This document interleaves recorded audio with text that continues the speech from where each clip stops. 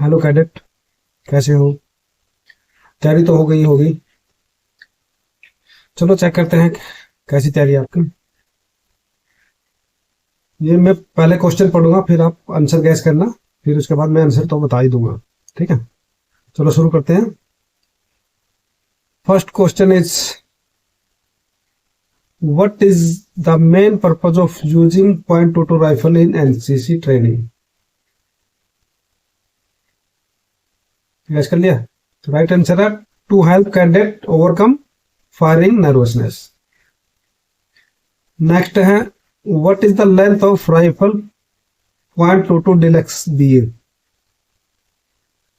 NCC में दो type की राइफल यूज होती है, एक होती है .22 डिलक्स बी ए और दूसरी क्या है, मार्क 4 MK4। ये ध्यान देना, मार्क 4 है और डिलक्स है। ठीक है, एक में डिलक्स है, एक में मार्क 4 है। तो मार्क 4 की लेंथ कितनी है? 45 है, वो थोड़ी सी लंबी है। और डिलक्स है थोड़ी छोटी है, उसके साइज क्या है, 43 इंच। डिलक्स है 43, मार्क 4 है 45। नेक्स्ट है, what is the weight of rifle .22 deluxe B? ठीक है, इसमें किसका पूछा, डिलक्स का। और आपको मार्क 4 का भी ध्यान रखना है, अगर वो क्वेश्चन आता है तो वो भी देखना। तो वो छोटी है, डिलक्स क्या है, थोड़ी सी लेंथ में छोटी है, तो उसका वेट भी कम होगा। तो वो कितने, 2.78। क्या है उसका, 2.78। और जो मार्क 4 है उसका है 3.93। व्हाट इज द मजल वेलोसिटी ऑफ .22? इसमें कोई टाइप नहीं दे रखा है, इसमें सिर्फ .22 राइफल दे रखी है। ठीक है, इसकी मजल वेलोसिटी कितनी है, 2700 पर सेकेंड। नेक्स्ट है फिर, what is the maximum range of the .22 rifle? Maximum range कितनी होती है, यानी कहां तक उसकी जो बुलेट है कहां तक जा सकती है, वो कितनी है?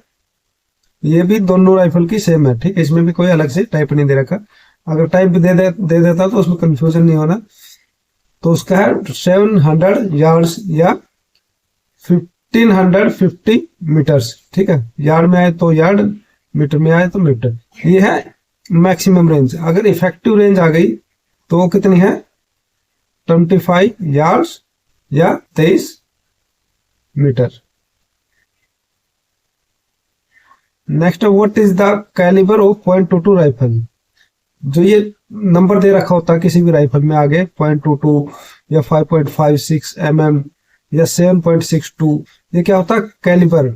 उसका कैलिबर यानी कैलिबर मतलब जो गोली होती है उसका डाया। जैसे ये गोल उसका डाया है, राउंड है इतनी, ये इतनी मोटी गोली है। ठीक है, ये इसका डाया है। ये इसका .22 क्या है, इसका कैलिबर है, यानी इसका डाया है, गोली का डाया है, या जिससे गोली निकलती है, मजल से गोली निकलती है, उसका मजल का डाया, दोनों सेम है। गोली का डाया और मजल का डाया दोनों का सेम होता है। वो क्या होता है, ये जो नंबर दे रखा होता है वो। तो ये क्या, .22 किस में है, ये इंच में। अगर mm में आ गया तो कंफ्यूज मत होना, ये क्या है, इंच में, .22 इंच। नेक्स्ट है, what is the position, what position should the safety catch be in when opening the rifle? किस में होनी चाहिए जब राइफल को ओपन करेंगे? तो जो सेफ्टी कैच हो उसकी पोजीशन कहाँ होनी चाहिए, उसकी पोजीशन होनी चाहिए एस में, S position. How the range is adjusted by thumb spring of the .22 rifle? जो रेंज होती है वो कैसे, जैसे 25 यार्ड होती है, 50 यार्ड होती है या 100 यार्ड होती है, तो उसके हिसाब से जो राइफल है उसकी सेटिंग करनी होती है। राइफल के ऊपर एक क्या होता है, बैक साइड होती है, बैक साइड में एक स्प्रिंग होता है, उसको आगे पीछे करेंगे तो उसकी रेंज एडजस्ट होती है। जो शुरू में रहेगी तो कम रेंज होती है, लास्ट में लेके जाओगे तो रेंज बढ़ती जाती है। ठीक है, तो क्या, range increase by moving thumb spring forward. जब उसको थंब, यहाँ पे थंब स्प्रिंग रहता है, इसको प्रेस करके आगे करेंगे तो क्या, रेंज बढ़ती है। ठीक है, अगर इसका एक और काम होता है, अगर ये टारगेट है, टारगेट पेपर है, उसमें अगर हमारी गोली ऊपर नीचे लग रही है टारगेट पेपर से, तो वो भी एडजस्टमेंट किससे होगी, वो भी इसी से होती है, बैक साइड से, या जो ये थंब स्प्रिंग होता है उससे। बैक साइड आ गया तो बैक साइड, थंब स्प्रिंग आ गया तो थंब स्प्रिंग, दोनों ऑप्शन देख लीजिए। नेक्स्ट है what is the target size of deliberate firing practice at short range. जब प्रैक्टिस करते हैं शॉर्ट रेंज में तो उसका टारगेट साइज क्या होता है, 1, ये जो ऊपर कोमा लगा है वो क्या, फिट, 1 फीट इंटू 1 फीट, ये इसका साइज होता है टारगेट का। जो ये टारगेट पेपर होता है वो 1 फीट इधर और 1 फीट इधर। Next 10th, what is the scoring system for magpie in short range firing. जो टारगेट पेपर होता है उसमें सर्कल बने होते हैं, ठीक है। पहले क्या होता है, बुल, फिर इनर, फिर मैगपाई, फिर आउटर। तो सबसे ज्यादा नंबर होते हैं बुल के, बुक के हिसाब से 3 है, इनर के भी 3 है, तो मैगपाई के 2 है और आउटर का 1 नंबर है, ठीक है। आउटर का कितना, 1 नंबर, 1 किसका है, आउटर का, 2 किसका है, मैगपाई का, 3 किसका है, इनर और बुल का, ठीक है, ध्यान रखना है। 1 किसका है, आउटर का। How many inch will the bullet impact rise और ड्रॉप एट 200 यार्ड। जब उसको रेंज को सेट करते हैं तो अगर 200 यार्ड पे करते हैं तो उस पर क्या इफेक्ट होगा, तो क्या हो जाएगा, डबल हो जाएगा। अगर डबल है तो ऑप्शन डबल रहेगा। How should the rifle be loaded. Rifle को कैसे लोड करते हैं, मतलब उसमें कैसे राइफल में बुलेट कैसे डालते हैं, जो एम्यूनेशन है वो कैसे डालते हैं। .22 राइफल में, ये जो राइफल दे रखी है क्या, .22, by placing ammunition directly into magazine, ठीक है। मैग मतलब मैगजीन, क्या होता है, उसको जो चैम्बर होता है उसमें डायरेक्ट एम्यूनेशन डालते हैं, उसमें अलग से कोई चार्जर या कुछ नहीं दे रखा होता, मैगजीन ऑटो लोड नहीं होती, एक एक करके गोली डालनी। नेक्स्ट है what does the correct trigger control involve. Trigger control में क्या करते हैं, using the index finger for pressurise control. तो उसमें फायरिंग करने के लिए कौन सी फिंगर यूज करते हैं, इंडेक्स फिंगर। कौन सी फिंगर है ये, इंडेक्स फिंगर यूज करते हैं। और वो कहां पे रखते हैं, फायरिंग के दौरान वो ट्रिगर के ऊपर रखते हैं, ठीक है। ट्रिगर पे भी कैसे रखते हैं, मान लो ये ट्रिगर है तो हमारी जो ये इंडेक्स फिंगर है, तो जो ये पहला ज्वाइंट और दूसरा ज्वाइंट है, इसका जो बीच वाला पोर्शन है उसको हम ट्रिगर पे रखते हैं। What is the size of chindi for cleaning of rifle. चिंदी क्या होती है, जिस कपड़े से हम राइफल को साफ करते हैं, जो उसकी मजल होती है उसमें एक रस्सी डाल के उस पर एक कपड़ा बांध के, चिंदी बांध के, जो कपड़ा होता है उसको चिंदी बोलते हैं, और उसको ऐसे रस्सी से खींचते हैं, ठीक है, उससे क्लीन करते हैं। तो उसका साइज क्या होता है, उस कपड़े का साइज, अगर नॉर्मल क्लीनिंग कर रहे हैं सूखे वाली तो उसका साइज होता है 4x1.5, ठीक है। अगर ऑयल करना है, साफ करने के बाद क्या करेंगे, ऑयलिंग करेंगे, तो ऑयलिंग के लिए साइज क्या होता है, 4x1। चिन्नी का साइज क्या होता है ऑयलिंग के लिए, 4x1। नेक्स्ट है how many groups of firer are there in firing session. कितने ग्रुप होते हैं फायरिंग में, कितने, 2 ग्रुप होते हैं, ठीक है। और उस ग्रुप में भी कितनी डिटेल होती है, उसमें एक ग्रुप में जो फायरिंग ग्रुप होगा उसमें 4 डिटेल होगी। फायरिंग ग्रुप में जो होगा उसमें 4 डिटेल होगी, एक फायरिंग वाली, ठीक है, वेटिंग वाली, और दूसरी एम्यूनेशन कलेक्शन वाली। वेटिंग वाली 2 रहेगी, फायरिंग वाली 1 रहेगी, और एम्यूनेशन कलेक्शन वाली 1 डिटेल रहेगी। टोटल 4 डिटेल होती है उसमें। ये थे वेपन के क्वेश्चन। अभी ये है पेपर 3 के जो कॉमन बुक है उसमें। How many directorate are there in NCC located in state capital. कितनी डायरेक्टरेट है पूरे इंडिया में, वो है 17 डायरेक्टरेट। कितनी है, 17। नेक्स्ट है what is taught to NCC cadet under the naval wing activity. Naval wing में क्या सिखाते हैं, seamanship, navigation and communication. Air में क्या सिखाते हैं, एयरमैनशिप एंड एयर मॉडलिंग, ठीक है, ध्यान रखना। विच of the following is not a part of military training in NCC. इनमें से कौन सा एक मिलिट्री ट्रेनिंग का पार्ट नहीं है।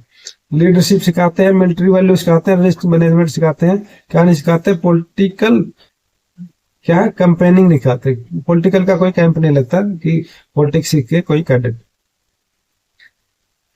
नेक्स्ट है the primary objective of NCC is to. NCC का प्राइमरी ऑब्जेक्टिव क्या है? Encourage you to pursue any career and serve the nation. Next है national integration refer to. National integration का मतलब क्या होता है? राइट आंसर है इसका A, social political and emotional unity among citizen. कौन सी social political and emotional unity among the citizen. Which of the following is a factor that hinder national integration. National integration को क्या चीज affect करता है? Cultural harmony. Cultural अगर harmony है मतलब एक दूसरे से मिलकर रह रहे हैं तो इफेक्ट करेगा नहीं करेगा। लिंग्विस्टिक यूनिफॉर्मिटी, अगर एक ही लैंग्वेज हो वो इफेक्ट करेगा नहीं करेगा। कम्युनिज्म यानी सांप्रदायिकता, एक धर्म दूसरे धर्म से झगड़ा कर रहा है, वो जो नेशनल इंटीग्रेशन है उसको इफेक्ट करता है। ठीक है। सोशल मोबिलिटी, ये मतलब एक सोसाइटी एक दूसरे से मिलजुल रही है, वो अफेक्ट करता है नहीं करता? तो राइट आंसर क्या है? कम्युनिज्म। सांप्रदायिकता या कुछ भी जो इफेक्ट करता है, जो जिसमें झगड़ा वगड़ा होता है, वो सारी क्या है? वो अफेक्ट करती है नेशनल इंटीग्रेशन।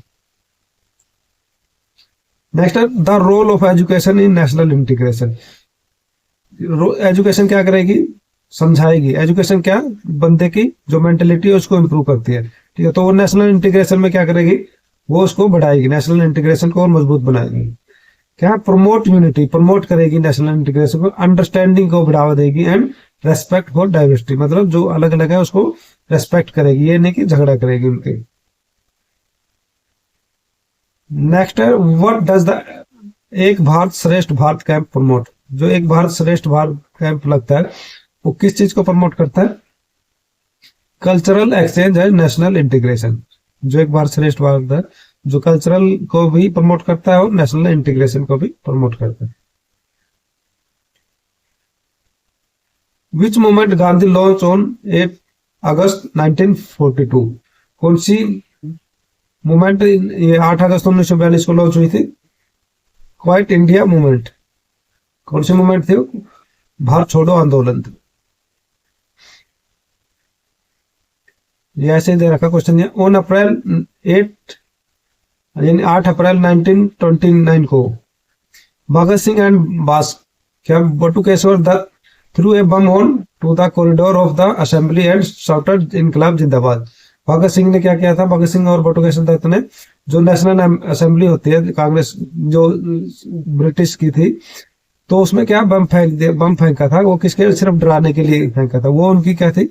लास्ट एक्टिविटी थी। उसके बाद वो पकड़े गए थे और उसके बाद वो कभी छूटे नहीं और उसके बाद उनको डायरेक्ट फांसी हुई थी। ठीक है।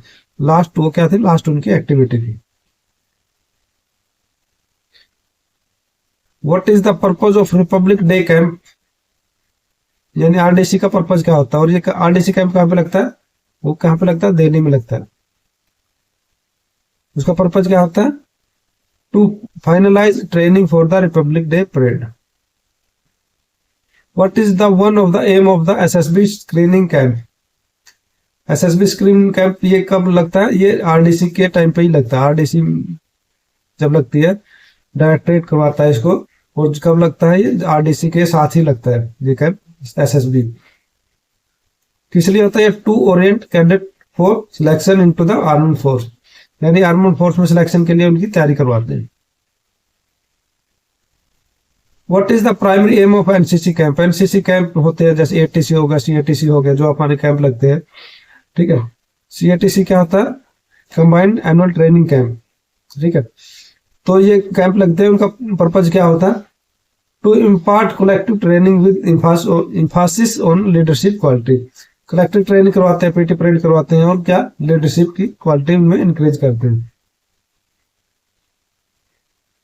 नेक्स्ट क्या? Empathy is the ability to. Empathy क्या होती है? एक दूसरे की भावना को समझना। जो तुम्हारा साथ वाला है उसकी भावना को समझ के उस टाइप रिएक्ट करना है, जो उसको पसंद है वही काम करना, उस टाइप, उसको क्या बोलते हैं? एम्पैथी कहते हैं। मतलब क्या है? Understanding and share another personal feeling. Next है what does problem solving require. जो प्रॉब्लम सॉल्विंग होती है, स्किल होती है, उसमें क्या चाहिए होता है? क्या करते हैं उसमें? कैसे प्रॉब्लम सॉल्व करते हैं? प्रोसेस क्या होती है? सबसे पहले क्या होता है? प्रॉब्लम को आइडेंटिफाई करेंगे, मतलब प्रॉब्लम क्या है उसको लिखेंगे, लिख के देखेंगे, है ना। ऐसे बताएंगे, किसी को एक्सप्लेन करेंगे, ठीक है। पहले क्या है, उसको यानी किस टाइप की प्रॉब्लम है वो करेंगे, identifying the problem, exploring solution, फिर प्रॉब्लम जब पता चल जाएगी फिर उसके जो सॉल्यूशन है, ठीक है, 1 2 3 4 जो सॉल्यूशन है वो देखेंगे, फिर उनमें से क्या है चूजिंग द बेस्ट ऑप्शन, उसमें फिर सबको कंपेयर करेंगे और उसमें से जो बेस्ट ऑप्शन है उसको सेलेक्ट करेंगे। वो क्या होता है problem solving. Coping with stress means, जो स्ट्रेस होती है जिससे हमारा दिमाग ठीक से काम नहीं कर पाता, जो भी एक्टिविटी होती है उसमें इंटरेस्ट नहीं ले पाता है, वो क्या स्ट्रेस होती है। और उसको कोपिंग मतलब उसको कैसे दूर करेंगे।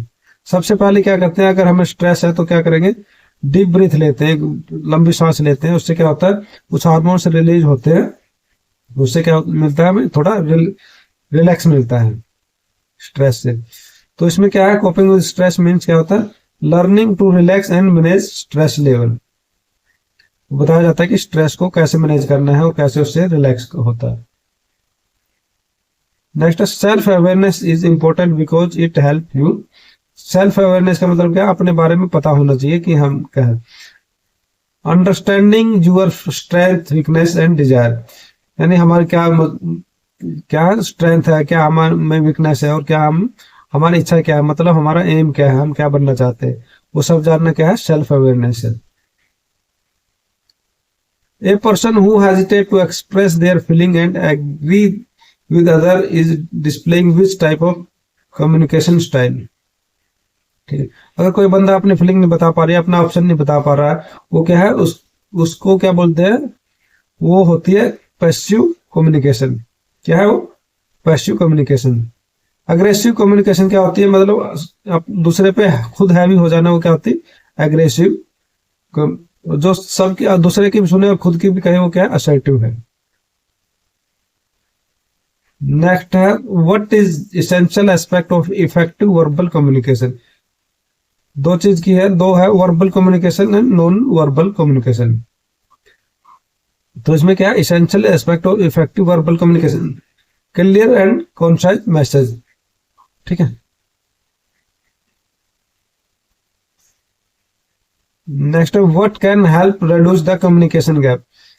कम्युनिकेशन गैप से बहुत ज्यादा दिक्कत आती है, झगड़े लड़ाई झगड़े किससे होते हैं, कोई अगर कुछ काम ठीक से नहीं होता वो किससे होता है कम्युनिकेशन गैप, मतलब जो काम था वो दूसरे बंदे को ठीक से पास नहीं हुआ, ठीक है, या कोई बंदा किसी बारे में गलत सोच रहा है, ठीक है, बिना उसके बारे में जाने, वो क्या होता है कम्युनिकेशन गैप होता है। व्हाट कैन रिड्यूस, क्या चीज इस गैप को कम कर सकता है, using humour and being empathetic. ठीक है, दूसरे बदलने की फीलिंग को समझना और ह्यूमर यूज करना अपने बिहेव में। अगर रूड हो जाओगे तो उसके बारे में वो कोई बंदा तुमसे वैसे बात नहीं कर पाएगा, ठीक है, जो चाहिए उसको बता नहीं पाएगा। अगर तुम उसके प्रति रूड हो, उनको लगेगा कि यार ये तो ऐसा ही है तो इसको क्या बताना, ठीक है, तो अगर बंदे को लगेगा कि यार ये बात समझेगा, ये बंदा बात समझेगा, तो उसको हम बता देते हैं, तो वह क्या है कम्युनिकेशन गैप को रिड्यूस करेगा। What is major disadvantage of passive communication. Passive communication क्या होती है, मतलब अपने फीलिंग दूसरे को नहीं बता पाना, अपने जो सोच रहे हो वो बता नहीं पाना, वो क्या होती है पैसिव कम्युनिकेशन। इसका डिसएडवांटेज क्या होता है, फीलिंग मिसअंडरस्टूड एंड ओवरलुक, जो तुम सोच रहे हो उसका जो तुम्हारे फील कर रहे हो वो मिसअंडरस्टूड हो जाएगी, मतलब दूसरा बंदा ठीक से समझ नहीं पाएगा और वो ओवरलुक्ड हो जाएगी, मतलब उसके तरफ ज्यादा ध्यान नहीं दिया जाएगा। Next what does talk it out involve. Talk it out एक प्रोसेस है स्ट्रेस रिलीज वाली, ठीक है, मतलब जो अगर तुम्हें कुछ प्रॉब्लम है, तुम्हें स्ट्रेस में हो, जब तक तुम उसको दूसरों को बताओगे नहीं, ठीक है, उसको पता नहीं चलेगा, तो तब तक वो दूर नहीं हो पाएगी, ठीक है, दूसरे को बताओगे वो कुछ ना कुछ उसका सॉल्यूशन बताएगा, उसको क्या बोलते हैं टॉक इट आउट, मतलब दूसरों को बताओ, वो उससे थोड़ा रिलैक्स मिलता है। Next what is the purpose of managing your time effectively in stress reduction, यानी जो स्ट्रेस है उसको रिड्यूस करने में, कम करने में टाइम मैनेजमेंट का क्या पर्पज है। ठीक है, अगर तुम्हारे पास टाइम है तुम अपना सही से काम कर पाओगे, अगर तुम्हारे पास कम टाइम है, ठीक है, उसको जल्दी जल्दी कर पाओगे, जल्दी जल्दी करोगे और तो क्या और ज्यादा स्ट्रेस होती है। ठीक है, अगर तुम मैनेज करोगे टाइम को, अपना टाइम सही से यूटिलाइज करोगे तो उससे क्या स्ट्रेस रिड्यूस होती है। इसका आंसर क्या to focus on what is the most important and reduce stress. तो उसके में क्या है अगर टाइम होगा तो जो मोस्ट इंपॉर्टेंट है उसको आप टाइम से कर पाओगे, और उससे क्या है कि तुम्हें जल्दी ही नहीं करना पड़ेगा और स्ट्रेस तुम्हारी रिड्यूस हो जाएगी, कम हो जाएगी। नेक्स्ट है 38, what is the essential of successful team work. Successful team work है उसका क्या है एसेंशियल, क्या जरूरी है उसमें? Cooperation and respect for group norm, यानी एक दूसरे को कोऑपरेट करना है, ठीक है, और क्या? रेस्पेक्ट फॉर ग्रुप नॉर्म, जो ग्रुप के नॉर्म होते, रूल होते हैं, उनको रेस्पेक्ट करना, वो क्या है? सक्सेसफुल टीम वर्क का एक इसेंशियल पार्ट होता है। नेक्स्ट है 39, विच of the following is not recommended for CV. ठीक है, सीवी में क्या रिकमेंड नहीं होता, क्या नहीं करना चाहिए? पर्सनल डिटेल होती है सीवी में, इसको क्या बोलते हैं? सीवी बोलते हैं, और क्या? रिज्यूम भी बोलते हैं ना। तो इसमें क्या क्या होता है? पर्सनल डिटेल होती है, स्किल एंड स्ट्रेंथ होती है, तुम्हारे जो बारे जो स्किल है, जो स्ट्रेंथ है वो होगी, पर्सनल स्टेटमेंट रहेगा, ठीक है। ले लिस्ट ऑफ पर्सनल ओपिनियन, यानी तुम्हारी ओपिनियन क्या है किसी बारे में, वो उसमें नहीं होना चाहिए, ठीक है, क्योंकि तुम्हारी ओपिनियन सही भी हो सकती है और गलत भी हो सकती है, वो सीवी में या रिज्यूम में नहीं लिखना होता। नेक्स्ट है 40, before attending an interview what should you do. किसी इंटरव्यू में जाने से पहले तुम क्या करोगे, क्या करना चाहिए? क्या? लर्न अबाउट द कंपनी और कॉलेज, जहाँ पे जा रहे हो उसकी कंपनी के बारे में लर्न करोगे, उसकी जो जानकारी सारी इकट्ठी करोगे, या कॉलेज में जा रहे हो तो कॉलेज के बारे में तुम्हें पता होना चाहिए, क्या है, क्या स्ट्रीम है, क्या बताते हैं, ठीक है, क्या वो सब पता होना चाहिए। Next 41, what should you bring with you to the interview. अगर इंटरव्यू में जा रहे हो तो तुम क्या लेके जाओगे साथ में? A friend to support you, ये लेके जा सकते हो, ठीक है। Extra copy of your resume and portfolio, ये भी लेके जाना होता है। A list of question to ask during the interview, ये लेके जा सकते हो, मतलब ये सब लेके जा सकते हो, ऑल ऑफ द। अब ये तुम इंटरव्यू में जाने से पहले लेके साथ अपने साथ लेके जा सकते हो। Next photo, during an interview it is essential to display, क्या जरूरी होता है इंटरव्यू में? ये क्या राइट आंसर है इसका? Life Pep and enthusiasm for the position, जिस पोजीशन के लिए जा रहे हो, जिस जॉब के लिए तुम जा रहे हो, उसमें अपना इंटरेस्ट दिखाना है, ठीक है, उसमें बताना है कि हाँ इसके बिना तुम्हारा काम नहीं चलेगा, ठीक है, उसके प्रति अपनी एंथुसियाज्म बताना है कि हाँ मैं इसको करना चाहता हूँ, मैं इसमें बेस्ट कर सकता, ये सब बताओगे तो इंटरव्यू जो ले रहा है वो तुम्हारे इंप्रेस होएगा, सोचेगा यार ये हाँ बंदा इसके लिए कैपेबल है, तो उससे तुम्हारे पॉइंट है जो वो बढ़ जाएगी। Next value influence personality by, जो वैल्यू होते हैं, मोरल वैल्यू होता है, जो इथिक्स वैल्यू होती है ना, मतलब दूसरों को कैसे रेस्पेक्ट करना है, ये क्या होती है? वैल्यू होती है, नैतिक करते हुए जो बोलते हैं। वैल्यू इन्फ्लुएंस पर्सनालिटी बाय, ये पर्सनालिटी को कैसे इन्फ्लुएंस करते हैं? राइट आंसर है helping to shape more and ethical behaviour. क्या? Helping to shape moral and ethical behaviour को क्या करेगा? ये शेप करता है, जो वैल्यू होती है। नेक्स्ट है education influence personality through, education personality को कैसे इन्फ्लुएंस करेगा, कैसे इसको बढ़ाएगा, पर्सनालिटी को कैसे इंप्रूव करता है? वो school smart and street smart, ठीक है, यानी स्कूल स्मार्ट मतलब स्कूल में जो तुमने सीखा है वो होता है स्कूल स्मार्ट, जो स्कूल में सिखाया जाता है। स्ट्रीट स्मार्ट मतलब जो तुम्हारे आसपास है, ठीक है, जो स्ट्रीट मतलब तुम्हारा जो सोसाइटी है उसमें जो तुम्हारे फ्रेंड सर्कल है उसमें क्या सीखते हैं वो क्या स्ट्रीट स्मार्ट है। इन जो दोनों सीखते हो वो क्या है? पर्सनालिटी को इम्प्रूव करता है। ये है लिसनिंग बैरियर, मतलब जब तुम सुनते हो उसमें क्या बैरियर हो सकता है? इंटरप्ट द स्पीकर, मतलब स्पीकर इंटरप्टिंग कर रहा है, मतलब तुम्हें ठीक से बता नहीं पा रहा है। Non maintaining eye contact with speaker, अगर तुम स्पीकर से आई कॉन्टेक्ट नहीं बना के रखोगे तो वो क्या तुम्हें ठीक से समझ में नहीं आएगा। Rushing the speaker to complete what he has to say, मतलब स्पीकर को बोलना कि अपना काम खत्म करो और जाओ यहाँ से, इस टाइप का है, तो भी तुम ठीक से समझ नहीं पाओगे। Making the speaker feel as though he is wasting the listener time, मतलब तुम उसको डिमोटलाइज करोगे, ठीक है, ऐसा बोल के। Being distracted by something that is not part of ongoing communication, किसी चीज से डिस्ट्रैक्ट होना जो कम्युनिकेशन में नहीं है, जो स्पीकर बोल रहा है उससे अलग ही कर रहे हो तुम।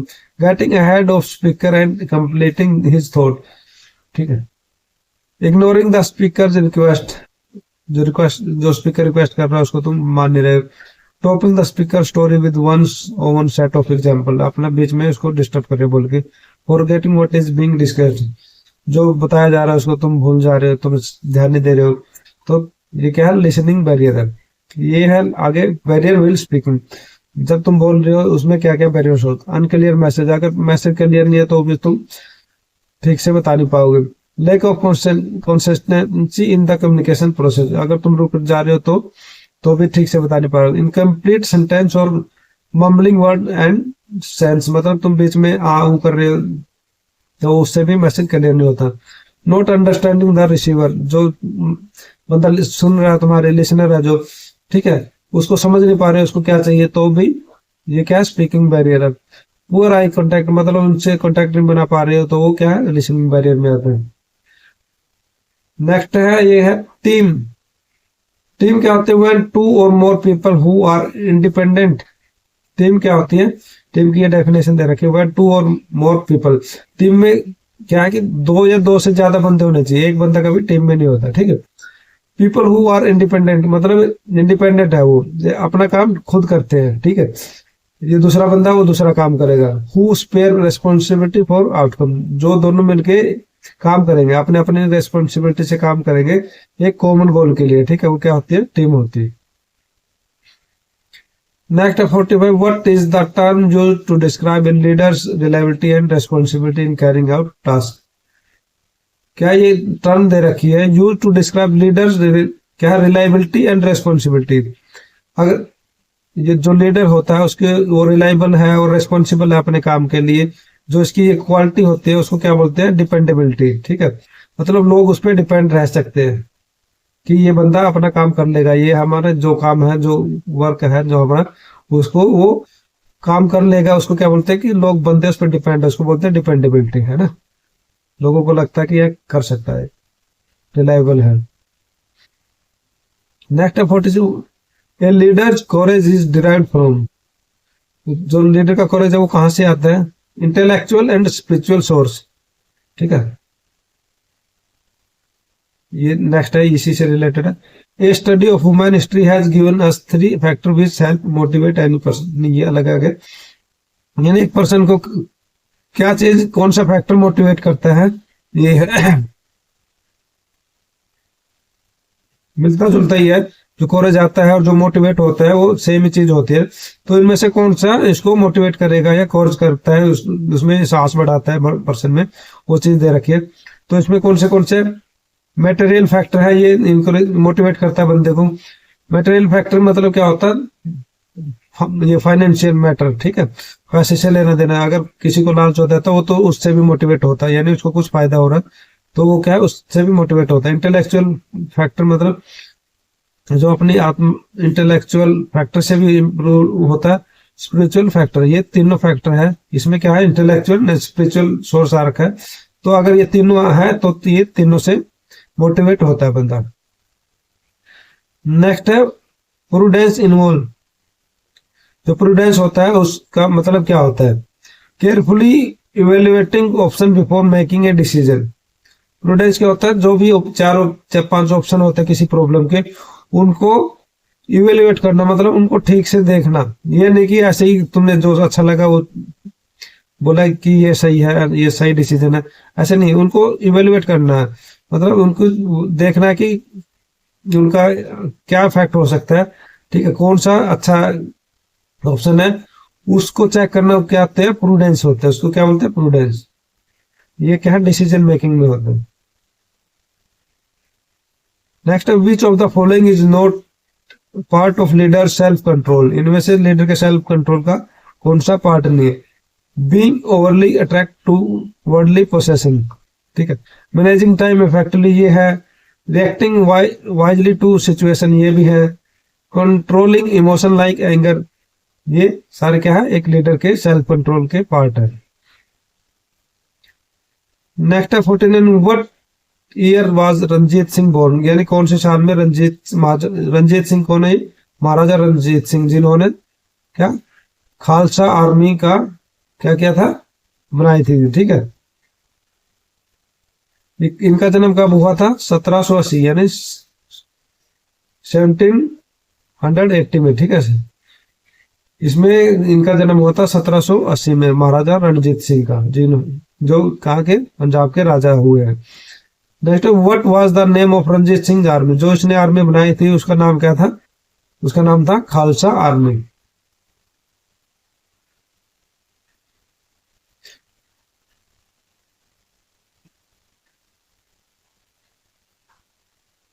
नेक्स्ट है, he lead to task of forming एक united India successfully integrated into newly independent nation.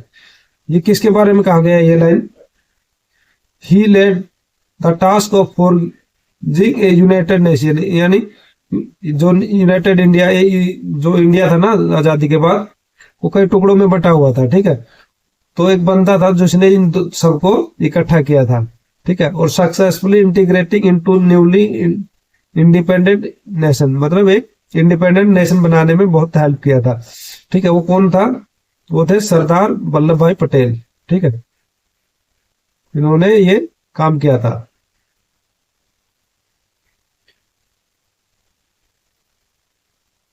ये जो लाइन दे रखी हो किसके बारे में दे रखी? Was an Indian hockey player and one of the greatest hockey player in the history of the sport known as, जो सबसे इंडिया का सबसे बड़ा हॉकी प्लेयर रहा है, और क्या है उसका? उसको क्या बोला जाता था? द विजार्ड और the magician of hockey for his super ball control. वो हॉकी की बॉल को बहुत ज्यादा कंट्रोल कर लेते थे, यानी मतलब ऐसा बोला जाता था कि उसकी जो स्टिक होती है हॉकी की, उससे उसकी बॉल चिपका रखी है, ठीक है। बहुत बार उसकी जो हॉकी स्टिक है वो बहुत बार चेक भी हुई है कि इसमें कुछ चिपकाने वाला मैग्नेट टाइप तो नहीं लगा हुआ है, ठीक है। क्या बोला जाता था? Magician of hockey. कौन थे वो? ध्यानचंद, मेजर ध्यानचंद, ठीक है।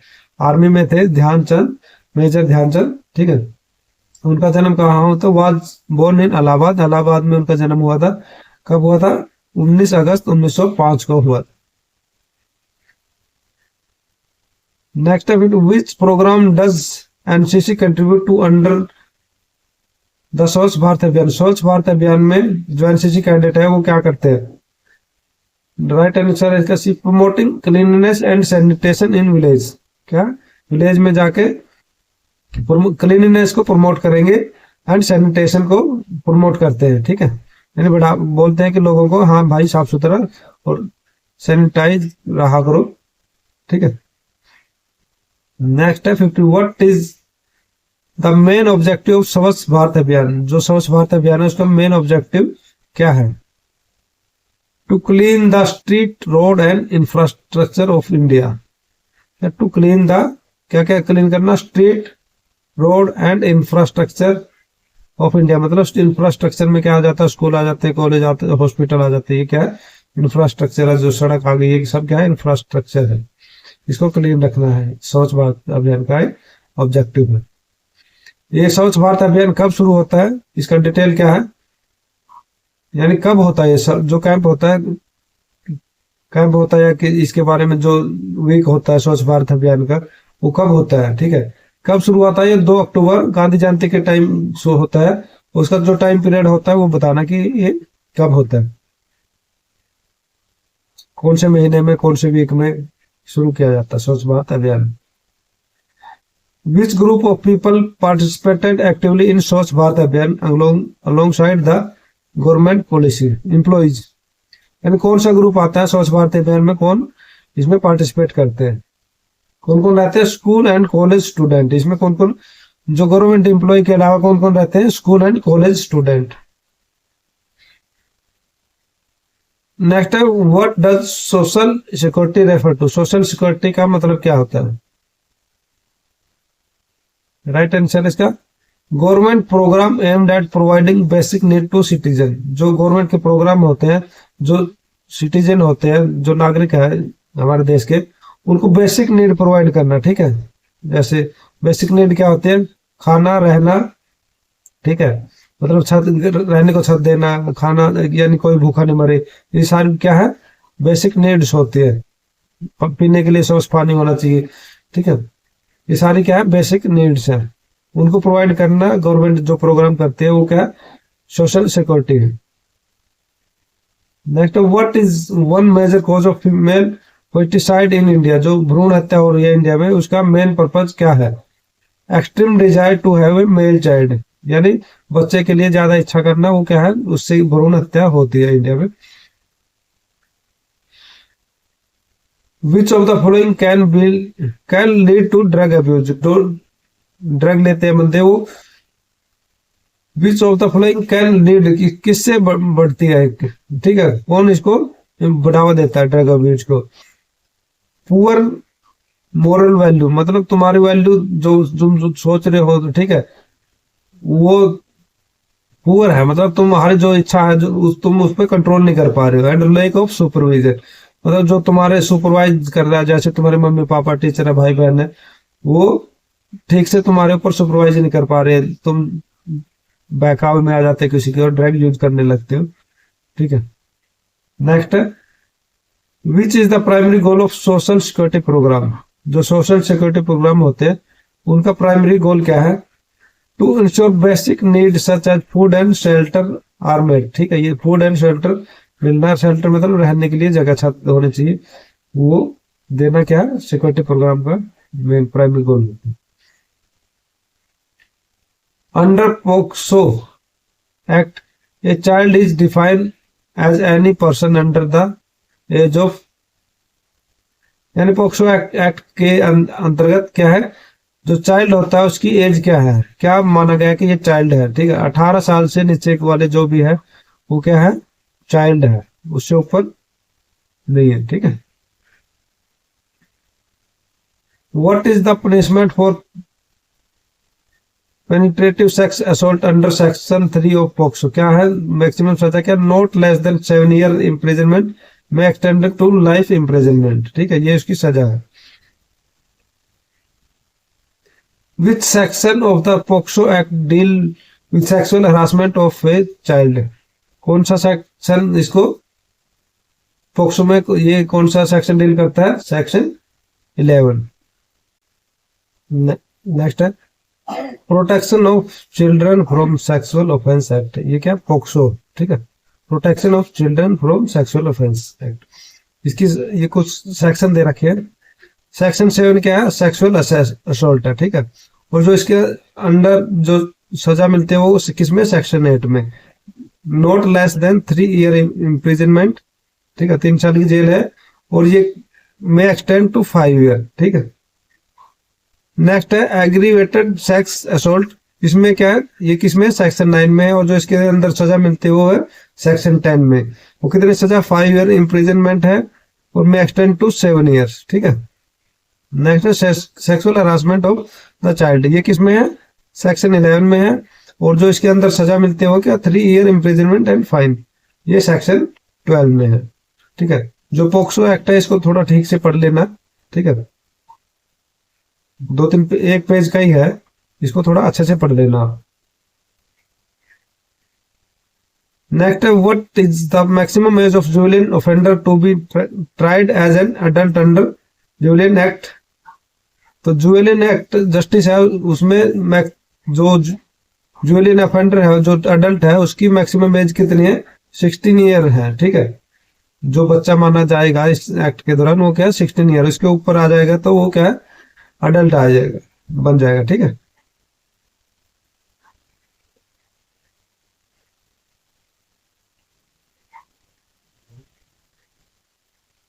Maximum age of juvenile offender,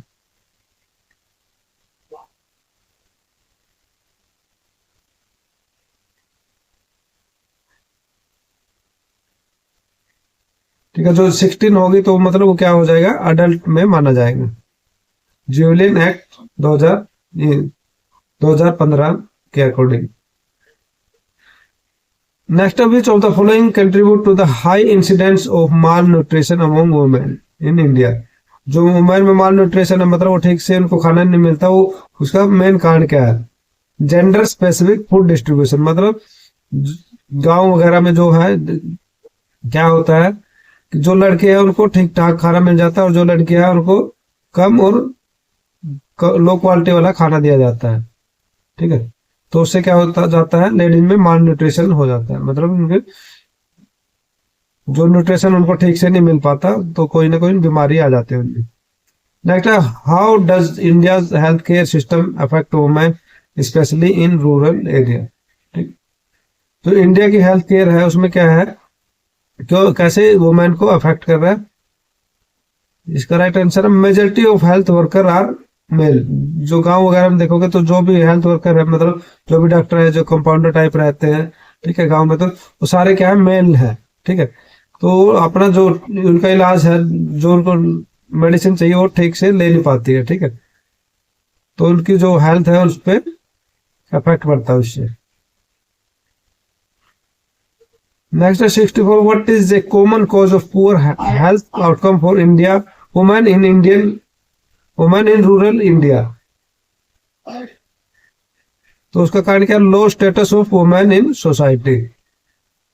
गाँव वगैरह में जाओगे तो जो जो, जो लेडीज है तो उनका क्या है कि स्टेटस उनका लो है। ठीक है, उनको एक नीचे दर्जे में माना जाता है लेडीज को।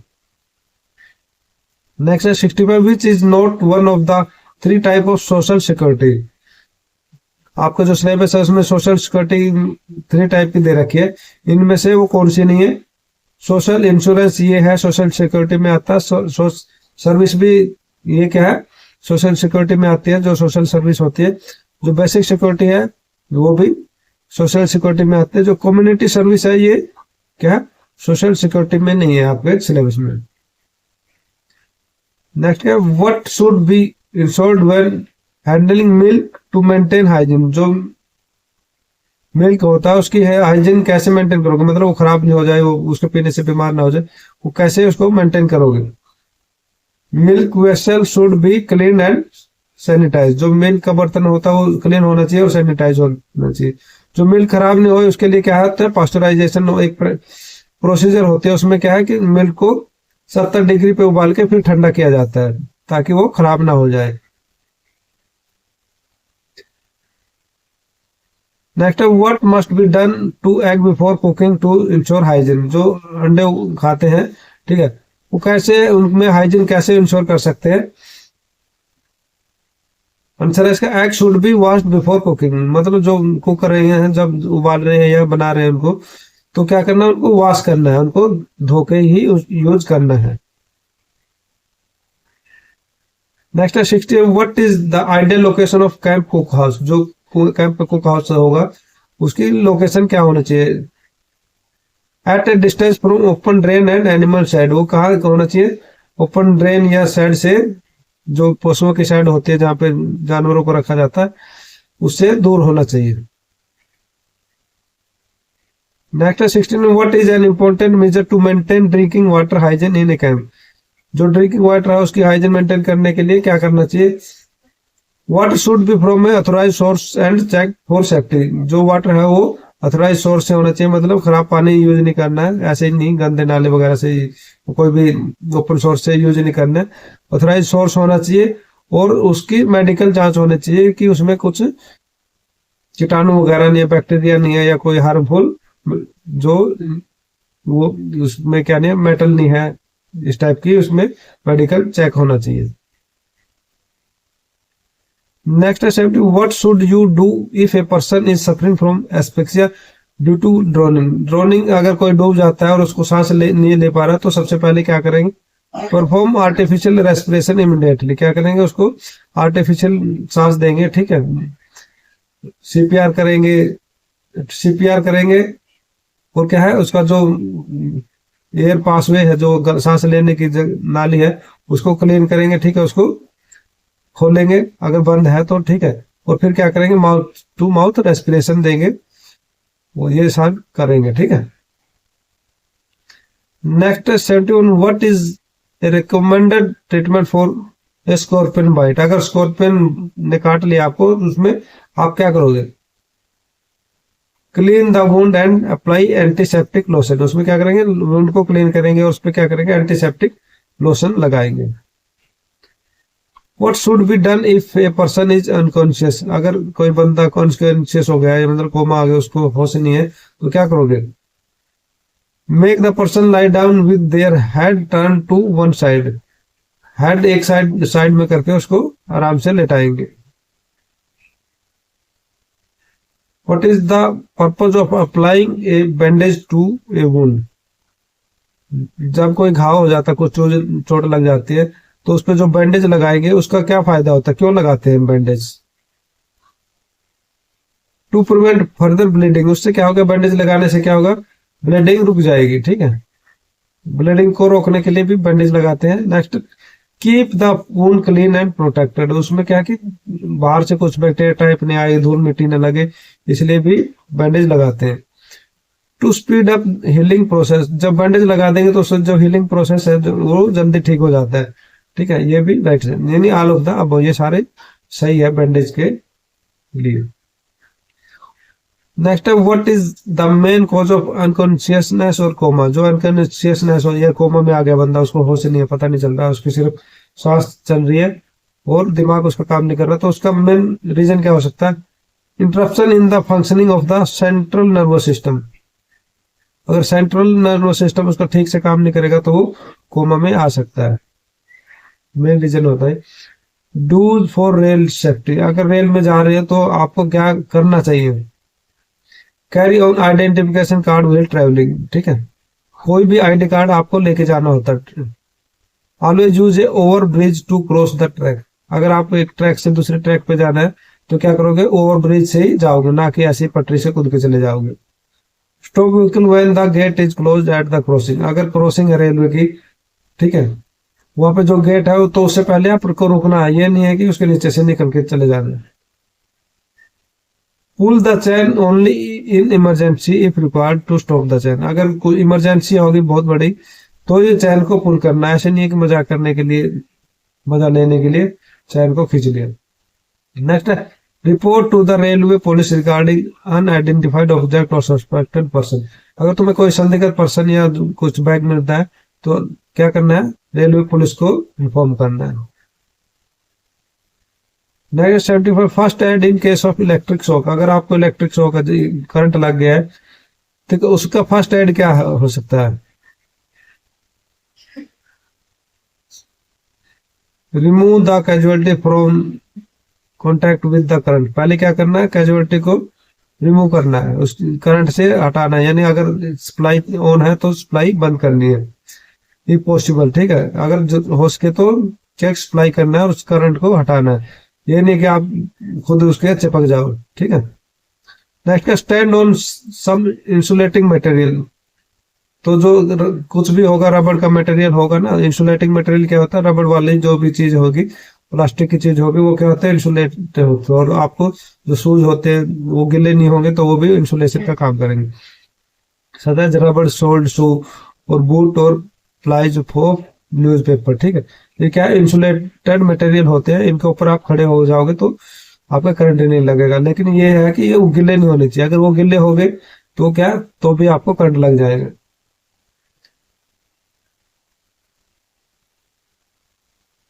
ये क्या है, फर्स्ट एड। तो ये था, और ये क्या, स्विच ऑफ और break the current if possible, ये करना है। फिर क्या, गिव आर्टिफिशियल रेस्पिरेशन। ये सब करने, जो फर्स्ट एड है ये इनमें से, ये सब करने, अगर इनमें से कोई ऑप्शन आ गया तो वो सही है। नेक्स्ट क्या, गिव आर्टिफिशियल रेस्पिरेशन। तो उसको फिर सीपीआर भी देना अगर कोई बंदा को करंट लग जाता है तो। फिर क्या, treat for shock and burn. अगर जल जाता है तो उसमें क्या, ट्रीटमेंट देनी है, उसको बैंडेज लगाना है, फर्स्ट एड देना, ठीक है। नेक्स्ट क्या, 76, which group of NCC cadet provide assistance to traffic police during disaster. Disaster management में कौन सा ग्रुप पुलिस में, जो ट्रैफिक पुलिस है उसको हेल्प करेगा? ट्रैफिक कंट्रोल ग्रुप, ठीक है। इसके क्या करता है, ट्रैफिक को कंट्रोल करता है अगर कोई डिजास्टर हो जाता है। नेक्स्ट क्या, 77, how should NCC cadet be organise for disaster management task. कैसे ऑर्गेनाइज करते हैं, कैसे कितने कैसे ग्रुप में बांटते हैं लोग कैडेट को?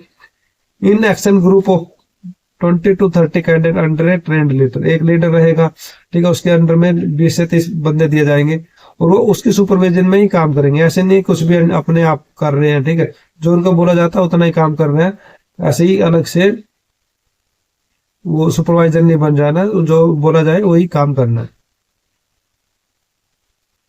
Next, what must B obtain from the parents before NCC cadet participate in disaster relief.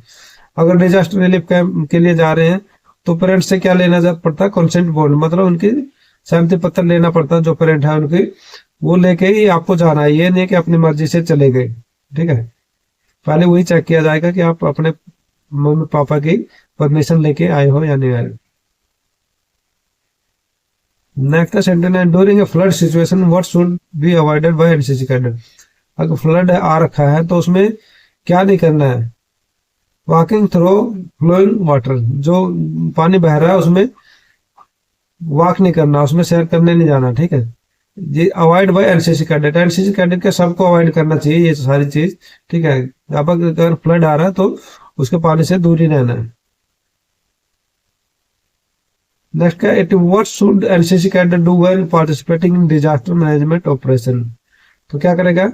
Follow the guidance of district disaster management authority. जो अथॉरिटी होगी, कौन सी अथॉरिटी है? डिस्ट्रिक्ट डिजास्टर मैनेजमेंट अथॉरिटी यानी डीडीएमए। इसका head कौन होता है? DM, district magistrate होता है। जो स्टेट वाली होती है उसका स्टेट डिजास्टर मैनेजमेंट अथॉरिटी होती है, एसडीएमए, उसका हेड कौन होता है?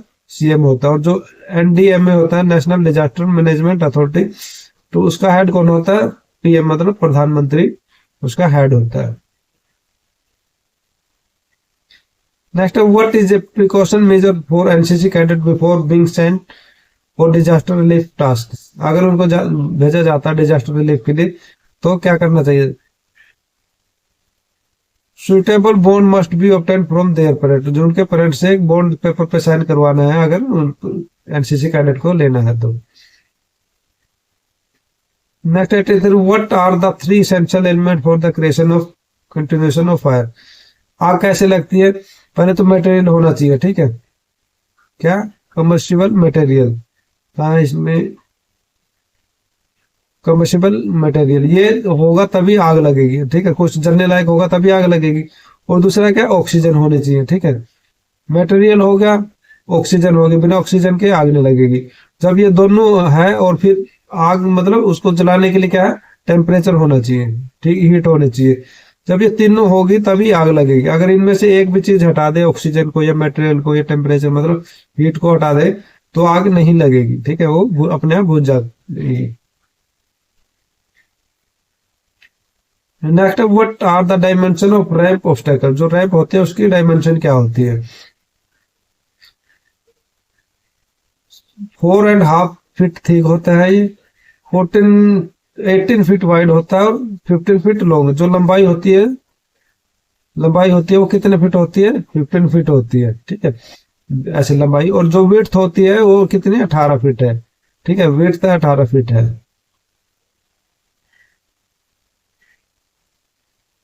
ध्यान क्या रखना है, उसकी जो लेंथ है वो कितनी है? वो है 15 फीट। 15 फीट वो लंबा होता है। सेफ्टी मेजर फॉलोइंग, ये क्या? Following safety major must be insured during a conduct of obstacle course training. जो ऑब्स्टेकल कोर्स ट्रेनिंग है उसमें क्या सेफ्टी मेजर होने चाहिए? वो है suitable and physical fit candidate only be selected. जो ऑब्स्टेकल ट्रेनिंग करवाएंगे तो उसमें क्या है? जो कोई भी बीमार होगा उसको नहीं लेके आ रहा, जो फिट बंदा है उसी से ये ट्रेनिंग करवानी है। Training to be given first in PT kit. सबसे पहले पेटिकट में, then later in with pack of weapon. जब वो ट्रेन हो जाएगा तो उसमें पैक एंड वेपन के साथ ट्रेनिंग करवानी है। First to be given on closing the individual timing and later team timing. ठीक है, उसमें क्या है कि पहले उसकी जो टाइमिंग है वो इंडिविजुअल की टाइमिंग और फिर टीम की टाइमिंग रिकॉर्ड करना। Wet and slippery obstacle and area to be avoided. Obstacle to be done under supervision and qualified instructor and correct technique only to be used. Arrangement of first aid to be ensured. Next, what is the role of harness in parasailing. जो parasailing में harness use करते हैं उसका क्या role होता है? To attach the person to the parasail. Parasail होता है उससे अटैच करने के लिए हार्नेस यूज की जाती है। Next, the main instrument use to gauge the ascent and descent of parasail pilot. जो किस स्पीड से ऊपर जा रहा है, किस स्पीड से नीचे जा रहा है, उसको जो उसके लिए कौन सा गेज होता है, वेरियोमीटर। जो वेरियोमीटर होता है उसकी वर्टिकल स्पीड को बताता है, किस मतलब किस स्पीड से ऊपर जा रहा है, किस स्पीड से नीचे आ रहा है, वो क्या है, जो स्पीड होती है वो बताता है variometer. Variometer. What is the main reason for using slithering in military operation. Slithering क्या होता है, फास्ट ड्रॉपिंग बोलते हैं इसको, फास्ट ड्रॉपिंग। मिलिट्री ऑपरेशन के लिए क्यों यूज की जाती है, to avoid dangerous landing situation. मतलब इसका मतलब क्या होता है, जहाँ पे हेलीकॉप्टर या एयरक्राफ्ट लैंड नहीं कर पाए और बिना लैंड किए ही जो ट्रूप होते हैं, जो आर्मी पर्सनल होते हैं, जो फौजी होते हैं, सोल्जर होते हैं, उनको बिना लैंड किए ही वहां पे ट्रूप छोड़ना, वो क्या होता है, किससे होता है, तो स्लिथरिंग या फास्ट ड्रॉपिंग से। मतलब हेलीकॉप्टर हॉवरिंग करता रहेगा और बंदे उससे एक रस्सी से नीचे आते रहेंगे, ठीक है। इस पर्पज के लिए होती है ये स्लिथरिंग या फास्ट ड्रॉपिंग जो बोलते हैं। नेक्स्ट है, what is the key to effective fast dropping in military context. Effective fast dropping करना है तो उसमें क्या चीज है, pinching the rope between boat to control speed. जब उतरते हैं तो जो दोनों पैरों के बीच में रस्सी को ऐसे दबाना है और हाथ से आराम से स्लोली लैंड करना, ठीक है। ये अगर ये नहीं करोगे तो एकदम से गिरने का चांस रहता है। हेलमेट क्या काम आता है, helmet protect your head from falling rock and from the impact of falling. ये हेलमेट अपने हार्म से बचाता है, हेड को बचाता है, कहीं टूट फूट ना हो जाए, ठीक है। सबसे मेन पार्ट क्या होता है, हेड होता है। हेड ठीक है तो बचने का चांस रहता है। The essential item needed for track expedition include. इसमें क्या है, कुकिंग यूटेंसिल ये लेके जाने होते हैं, ठीक है। डरी और स्लीपिंग मैट्रेस ये भी हमें ट्रैकिंग पे लेके जाना होता है। एक good pair of shoes half number big, यानी जो हम शूज लेके जा रहे हैं ट्रैकिंग के लिए वो थोड़ा सा बड़ा होना चाहिए। मगर क्यों होना चाहिए, अगर पैर में की ट्रैक करते हैं ना, जो पैदल चलते हैं, तो क्या हो जाता है, पैर कई बार सूज जाता है, स्वेलिंग हो जाती है। अगर वो टाइट होगा तो और दर्द करेगा, तो इसलिए थोड़ा सा बड़ा शूज लेके जाओगे, अगर स्वेलिंग भी आ गई तो उसमें आराम रहेगा। तो एक गुड पेयर ऑफ शूज लेके जाना, एक अच्छे शूज लेके जाना, शूज जो थोड़ा सा बड़ा हो। Next 91, which Indian state has the longest coast line. इसमें सबसे बड़ी कोस्ट लाइन किसकी है, गुजरात की है, ठीक है। जो कोस्टल स्टेट है हमारे क्या है, गुजरात हो गया, ठीक है। सबसे पहले गुजरात है, फिर क्या है, महाराष्ट्र है ना, गुजरात, महाराष्ट्र, गोवा, फिर कर्नाटक, केरला, फिर तमिलनाडु, फिर आंध्र प्रदेश, उड़ीसा, पश्चिम बंगाल, ठीक है। ये क्या है, कोस्टल एरिया है, ठीक है। जो इन अंदर है वो सारे क्या है, वो मेनलैंड में आ जाते हैं, ठीक है। वो कोस्टल से नहीं टकरा, कोस्ट से नहीं। जैसे छत्तीसगढ़ है, मध्य प्रदेश है, ठीक है, राजस्थान है, तेलंगाना है, बिहार है, ये समुद्र से टच नहीं होते। Border line between India and China is known as, ठीक है। जो बॉर्डर लाइन है इंडिया और चाइना के बीच में, उसको क्या जाता है, line of actual control. LAC क्या है, चाइना और इंडिया के बीच की बॉर्डर लाइन है। LOC क्या है, ये पाकिस्तान और इंडिया के बीच की लाइन है, ठीक है। LOC और LAC। देखते हैं southern most point of India, जो सबसे साउथ में इंडिया के पॉइंट है वो क्या है, ये मेनलैंड का है, और ये दमन एंड जो ये अंडमान है उसका है, ठीक है। उस सबसे नीचे वाला पॉइंट क्या आता है, इंदिरा पॉइंट। इंदिरा पॉइंट कहाँ पे है, अंडमान और लक्षद्वीप, अंडमान में होता है, ठीक है, अंडमान में है ये, ठीक है। और जो इंदिरा कोल है ये सबसे ऊपर है। इंदिरा कोल क्या है, JNK में है। सबसे ऊपर वाला जो पॉइंट है वो क्या है, इंदिरा कोल है। केप कोमरिन क्या है, जो मेनलैंड है उसका जो सबसे नीचे वाला पार्ट है वो क्या है, केप कोमरिन है, ठीक है। ये क्या है, सबसे इन मेनलैंड का पार्ट है केप कोमरिन। इंदिरा कोल सबसे ऊपर वाला है, और इंदिरा पॉइंट है ये क्या है, सबसे नीचे वाला पॉइंट है। इंडिया का अगर आ जाता है तो क्या है, इंदिरा पॉइंट है। अगर मेनलैंड का आता है तो केप कोमरिन है, ठीक है। ये ध्यान रखना। देखो, what is an example of non verbal communication. Non verbal communication क्या है, nodding your head. Non verbal में क्या आ गई, नोडिंग यूर, जो इशारे करने वाली है वो क्या है, नॉन वर्बल कम्युनिकेशन। और जो इशारे जो रिटर्न वाली है, कुछ लिख के दे रहे हैं, ठीक है, लेटर लिख रहे हैं या कुछ भी लिख के दे रहे हैं, वो क्या है, वर्बल कम्युनिकेशन है।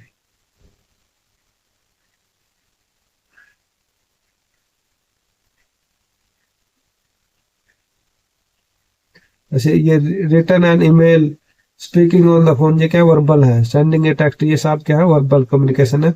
ये क्या नोडिंग क्या है, ये नॉन वर्बल है। नेक्स्ट है स्पेशल का, ये है स्पेशल का क्वेश्चन पेपर। तो चलो इसको फटाफट देखते हैं।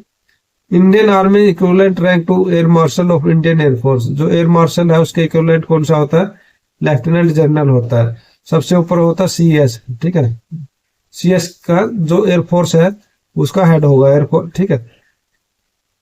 जैसे आर्मी में सबसे ऊपर क्या होगा, जनरल होगा, वो क्या है पूरी एयरफोर्स को हेड करेगा। CS है वो एयरफोर्स को हेड करेगा, यानी एयर चीफ मार्शल हो गया। एयर मार्शल किसको हेड, एयर मार्शल या लेफ्टिनेंट जनरल, ठीक है। जो कमांड होगी उनको हेड कौन करेगा, जो कमांड है जितनी भी कमांड है उनको हेड कौन करता है, लेफ्टिनेंट जनरल। कमांड को हेड कौन करेगा, लेफ्टिनेंट जनरल। और एयरफोर्स में कौन करेगा, एयर मार्शल। जो पूरी एयरफोर्स को करता है वो एयर चीफ मार्शल या जनरल होता है। तो कमांड को कौन करता है, lieutenant general. The anniversary of IAF is celebrated on, कब एनिवर्सरी मनाई जाती है, 8 अक्टूबर। कब बनी थी एयरफोर्स, 8 अक्टूबर 1932 में एग्जिट हुई थी, मतलब बनी थी, ठीक है। Next, which medal is awarded for gallantry during war time, कौन सा मेडल दिया जाता है गैलेंट्री में, गैलेंट्री वार टाइम के लिए जो गैलेंट्री है वो क्या, परमवीर चक्र है, ठीक है। और जो नॉन गैलेंट्री अवार्ड, नहीं गैलेंट्री इन पीस टाइम, अगर पीस टाइम का सबसे बड़ा अवार्ड आ जाता है तो क्या है, वो अशोक चक्र है। वार टाइम का सबसे बड़ा क्या है, परमवीर चक्र है। ये किस में आते हैं, गैलेंट्री अवार्ड में आते हैं। गैलेंट्री अवार्ड है, पीस टाइम का अलग है और वार टाइम का अलग है। परमवीर चक्र है वो क्या है, ये वार टाइम का है। अशोक चक्र वो क्या है, पीस टाइम का सबसे बड़ा award. The number of operational command in IAF is, operational command कितनी है, ऑपरेशनल कमांड 5 है। फंक्शनल कमांड कितनी है, 2 है। टोटल कितनी होगी, 7। टोटल कमांड है 7, ठीक है। ध्यान रखना ऑपरेशनल कमांड क्या है, ज्यादा है, फंक्शनल कमांड 2 है। In Indian Air Force equivalent rank to master chief petty officer first class is master warrant officer. जो ये होते हैं JCO जिसको बोलते हैं, यानी जो मास्टर वारंट ऑफिसर हो गया, JW हो गया, जूनियर वारंट ऑफिसर हो गया, वारंट ऑफिसर हो गया, ये क्या है ऑफिसर को कैटेगरी में आता है। लेकिन ये क्या है, जूनियर कमांड, ये है कमीशन्ड ऑफिसर, जूनियर है ये कमीशन्ड ऑफिसर में, JCO ग्रुप में आते हैं ये junior commissioned officer. The navy's rank structure include which of the following, इसमें से नेवी कौन किस का रैंक कौन सा है, कैप्टन। ये कैप्टन क्या है, आर्मी में भी है और क्या है, नेवी में भी है। Who was Indian army chief in 1971 war against Pakistan, जो 1971 में वार हुआ था पाकिस्तान का, जिसमें बांग्लादेश आजाद हो गया, दूसरा एक देश बना था, आजाद हो गया था मतलब, उसमें आर्मी चीफ कौन थे, मानेकशॉ, SHFJ मानेकशॉ, ये इनमें आर्मी चीफ थे। तो 1971 में जो हम एयरफोर्स का अकेले क्या है, परमवीर चक्र है, वो क्या है, निर्मलजीत सेखो है, ठीक है। और उसमें इंडियन आर्मी के चीफ कौन थे, मानेकशॉ थे। उसमें क्या हुआ था, बांग्लादेश आजाद हुआ था। ये कब हुआ था, 3 दिसंबर 1971 को ये शुरू हुआ था। Which of the following is a heavy duty long range transport aircraft, heavy duty long range क्या, इनमें क्या IL-76, ये क्या हैवी ड्यूटी लॉन्ग रेंज है, यानी हैवी ड्यूटी है, लॉन्ग रेंज मतलब लंबी दूरी के लिए ट्रांसपोर्ट एयरक्राफ्ट है। जगुआर फाइटर है, ये छोटा ट्रांसपोर्ट एयरक्राफ्ट है। अपाचे क्या है, हेलीकॉप्टर है। Auto pilot can control the aircraft during, auto pilot क्या कंट्रोल कर सकता है, नॉर्मल फ्लाइंग कंट्रोल कर सकता है, लैंडिंग भी कंट्रोल कर सकता है, टेक ऑफ, यानी सब ये कंट्रोल कर सकता है autopilot. What is the primary use of S-400 air defence system, air defence system क्या है इसका primary use, engaging aerial threat, मतलब ये हवा से कोई मिसाइल आ रही है, कोई एयरक्राफ्ट अटैक करने वाला है, कुछ भी हो तो वो जो S-400 एयर डिफेंस सिस्टम है उसको मिसाइल छोड़ के उसको वहीं पे खत्म कर सकता है। An aircraft cockpit that feature electronics instrument display, पहले क्या होता था, ऐसे गेज होते थे नीडल वाले, ठीक है। अभी उन गेज को हटा के क्या कर दिया है, एक ग्लास कॉकपिट मतलब जो स्क्रीन लगा दे, कंप्यूटर वाली स्क्रीन लगा दी गई है इनकी जगह पे। ये पहले रीड करनी होती थी, अभी डिजिटल में आ जाता है, जैसे 12 10 कुछ रीड नहीं करना है, ये हो गया है। ठीक है, क्या है, एक aircraft cockpit that feature electronic instrument display, इसको क्या बोलते हैं, ग्लास कॉकपिट बोलते हैं। ठीक है, इसमें क्या है, जो सारे मैकेनिकल गेज को हटा के कंप्यूटर वाला एक स्क्रीन लगा दी जाती है। Next, what is the primary function of reconnaissance UAV. जो रिकॉनेंस यूएवी होता है उनका प्राइमरी पर्पज क्या होता है, गैदर इंटेलिजेंस, यानी इंफॉर्मेशन को इकट्ठा करना उनका पर्पज रहता है। Indo Pak war in which Bangladesh become a new country started, इनका स्टार्ट हुआ था 3 दिसंबर 1971 को स्टार्ट हुआ था। Arjan Singh was made marshal of the Indian Air Force in the year 2002 में ये एयर मार्शल ये बने थे, जो एयर मार्शल थे ये अर्जुन सिंह, ये मार्शल ऑफ द एयरफोर्स बने थे। और ये क्या पहले मार्शल ऑफ द एयरफोर्स है, और इसके कितने स्टार होते हैं, ये 5 स्टार होते हैं। ठीक है, अभी तक 5 स्टार ऑफिसर एयरफोर्स में एक बना है, आर्मी में 2 है, मानेक शाह और करियप्पा, और नेवी में अभी तक 5 स्टार कोई बना नहीं है।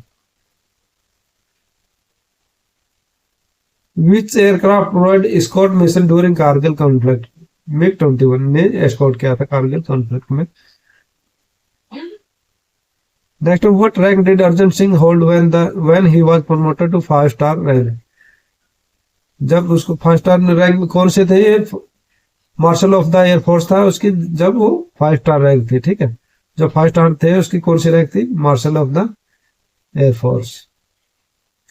स्पीड किस बोलते हैं, डिस्टेंस अपॉन टाइम, ये क्या होती है, डिस्टेंस अपॉन टाइम। ठीक है, ये इसको क्या होती है, स्पीड होती है, यानी एक यूनिट टाइम में, यानी 1 मिनट में, 1 सेकंड में, 1 घंटे में कितने डिस्टेंस कवर करी, वो क्या है, स्पीड है। ये क्या होती है, एक स्केलर क्वांटिटी होती है, मतलब इसमें स्केलर क्या होता है, जिसमें कोई डायरेक्शन नहीं रहती, वो होती है स्केलर क्वांटिटी, मतलब ये किसी भी तरफ जा सकता है, वो क्या है, स्पीड है। अगर इसमें डायरेक्शन आगे की इसी डायरेक्शन में गया क्या है, वो क्या है, वेलोसिटी हो जाती है। According to Newton third law of motion, third law क्या है, every action there is an equal and opposite reaction, ये क्या है, Newton third law. Angle of attack is defined as, angle of attack क्या है, the angle between chord line and relative air flow, जो chord line है यानी wing है, chord line मतलब विंग है, और जो ये एयर फ्लो है उनके बीच में जो एंगल बनता है, ठीक है, कितने हाइट, ये कितने एंगल पे ये एयरक्राफ्ट उड़ रहा है, फ्लाई कर रहा है, तो क्या एंगल ऑफ अटैक है, यानी जो विंग है हमारे, जो मान लो जहाज है, विंग है, जहाज है, वो एयर पे अटैक कर रहा है। ठीक है, किस पे अटैक कर रहा है, एयर पे, तो क्या है, एंगल ऑफ अटैक है। जो हमारी विंग है, विंग क्या है, कॉर्ड लाइन, कॉर्ड लाइन है मतलब विंग है, वो किस पे अटैक कर रही है, एयर फ्लो पे, ये ध्यान ऐसे ध्यान रखोगे तो हो जाएगा। ड्रैग क्या है, थ्रस्ट क्या होता है फॉरवर्ड मोशन में, ठीक है, आगे की तरफ क्या होता है थ्रस्ट, उसके पीछे अपोजिट क्या होता है ड्रैग। ठीक है, नीचे क्या होता है वेट, ऊपर क्या होता है लिफ्ट। ड्रैग क्या होता है, द फोर्स एक्टिंग परपेंड, ये क्या है, the force that cause acceleration, ये नहीं है, द फोर्स अपोजिंग मोशन, यानी जो मोशन होते हैं आगे जिस स्पीड से बढ़ रहा है वो क्या मोशन है, थ्रस्ट है, उसको जो अपोज करता है, ठीक है, वो क्या है, ड्रैग है। Aerofoil are design to, aerofoil किस लिए डिजाइन की जाती है, मान लो ये इसका रेक्टेंगल या स्क्वायर इस टाइप की नहीं होती है विंग, तो उसकी एक शेप होती है, ये जो ये शेप होती है, इसको क्या बोलते हैं, एयरोफॉयल। ये किस लिए डिजाइन की जाती है, maximise lift and minimise drag. ये मैक्सिमाइज लिफ्ट यानी ऐसी शेप रहेगी तो लिफ्ट ज्यादा मिलेगी, और जो ड्रैग है, जो अब ये ड्रैग क्या होता है, जो ये हवा होती है ये इसको अपोज करती है। ठीक है, जैसे अगर इस टाइप की विंग होती है तो ये बहुत ज्यादा ड्रैग पैदा करती है, यानी इसको अपोज कर देती है। अब क्या कि इस टाइप की होती है, ऐसे टकराएगी ये एयर, तो आधी ऊपर चली जाएगी, आधी नीचे चले जाएगी, तो जो अपोज कर रही है, जो ड्रैग पैदा हो रहा है वो बहुत मिनिमम हो जाता है, क्योंकि मैक्सिमाइज लिफ्ट, इससे क्या लिफ्ट इंक्रीज होगी और मिनिमाइज ड्रैग कम हो जाएगा। Next, what effect does an increase in air speed have on lift, अगर एक स्पीड बढ़ेगी तो ड्रैग, ये लिफ्ट क्या है, बढ़ेगी। ठीक है, what is the centre of pressure, centre of pressure क्या होता है, पॉइंट वेयर लिफ्ट एक्ट, जहां पे लिफ्ट एक्ट कर रही है वो क्या होता है, सेंटर ऑफ प्रेशर होता है। What type of aircraft control surface is used for lateral control के लिए क्या यूज होते हैं, एंड्रोन। लेटरल कंट्रोल क्या होता है, रोलिंग, ठीक है। एक जहाज होता है, उसके जो ये कंट्रोल होता है यानी ऊपर नीचे जाना, वो क्या है, रोलिंग होता है, ये लेटरल कंट्रोल होता है, इसको कौन करता है, एंड्रोन करता है। Runway are primary use to, runway किस लिए यूज किया जाता है, take off and landing of aircraft. Unserviceability marking on the movement area are indicated by unserviceability, मतलब ये मतलब कोई रोड है वो सर्विसेबल नहीं है तो उसको ये ऐसे क्रॉस लगाया जाता है, यानी क्या है, एक क्रॉस लगा जाते हैं, ये मतलब ये रास्ता ठीक नहीं है। What is the term movement area refer to, movement area क्या होता है, जहां पे एयरक्राफ्ट मूव करते हैं वो क्या होता है, aircraft movement area for surface movement of aircraft, वो क्या है, मूवमेंट एरिया है। The vertical distance of a level a point object consider as a point measured from mean sea level, ठीक है। A point object consider as a point, ठीक है, एक point माना गया है, ऐसे क्या है, ये है हमारा सरफेस है, मतलब अर्थ है, और ये क्या है, मीन सी लेवल है। अगर इससे ये पॉइंट है, अगर इससे यहां से इसकी हाइट देखेंगे, ये जो वाली, ये क्या है, अल्टीट्यूड है, ठीक है। अगर ये पॉइंट यहीं पे होगा तो ये क्या हो जाएगा, ये हो जाएगा इसका एलिवेशन, यानी कितने ये हाइट पे है, ये है एलिवेशन। अगर पॉइंट अर्थ के ऊपर फिक्स होगा तो क्या है, एलिवेशन है। अगर ये जो पॉइंट है वो ऊपर होगा अर्थ से तो उसको क्या बोलते हैं, अल्टीट्यूड।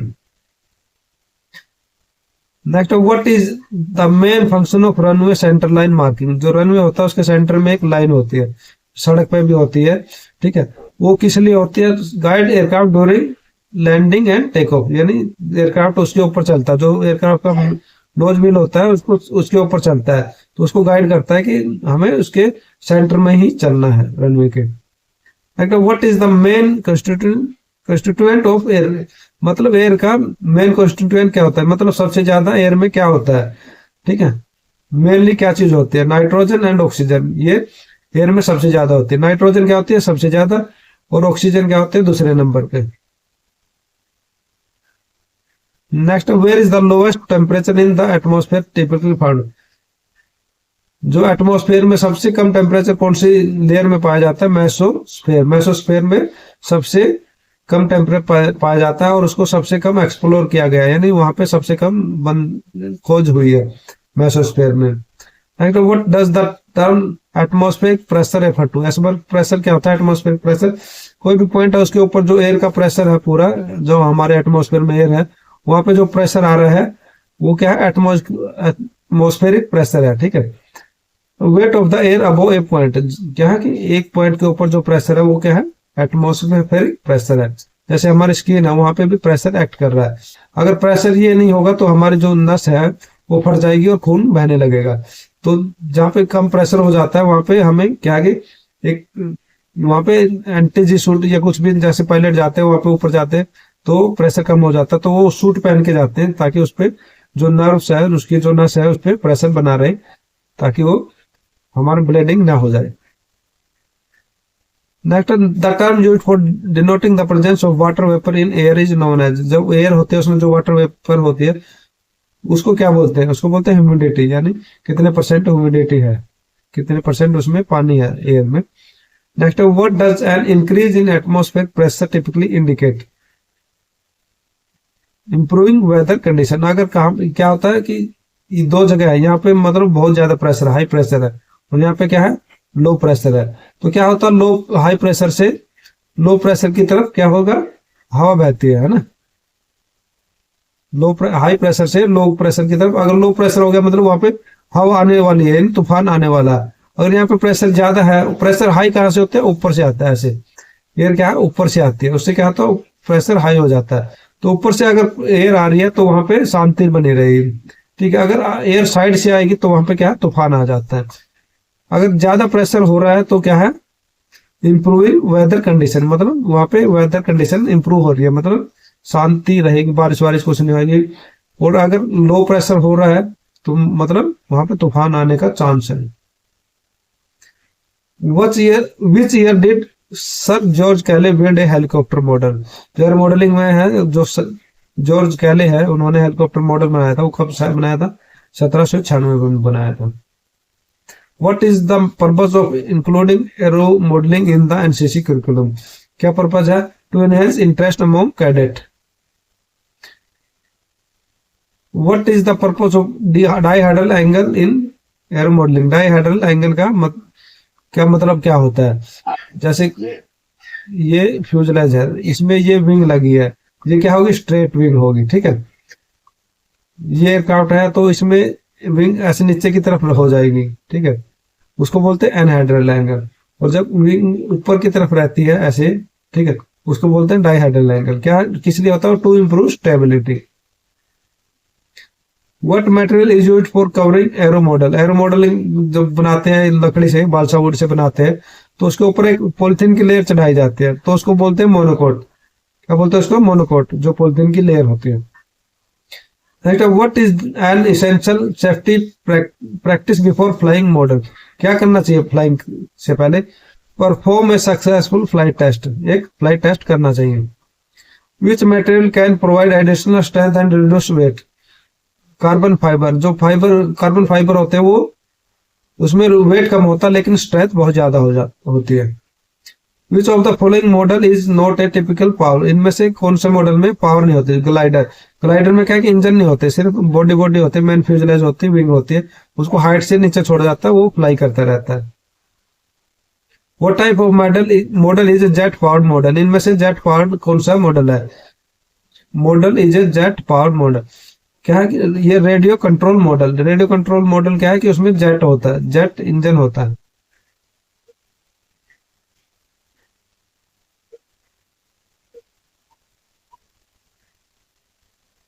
नेक्स्ट है, what is the best description of hill shading? Hill shading करते हैं, जैसे हिल शेडिंग मतलब ये जो मैप बनाते हैं उसमें ऐसे शेड करते हैं, यानी ब्लैक कर देते हैं, डार्क कर देते हैं, लाइट कर देते हैं। उसका पर्पज क्या होता है? Darkening area to indicate slope. अगर डार्क कर रखा है तो वहां मतलब वहां वो स्लोप है। Next, what does the term A traffic advisory? A traffic advisory जो टर्म है उसका मतलब क्या है? Providing traffic update.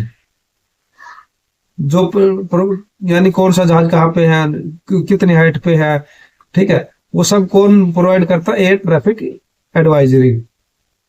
ठीक है, okay, thank you, best of luck.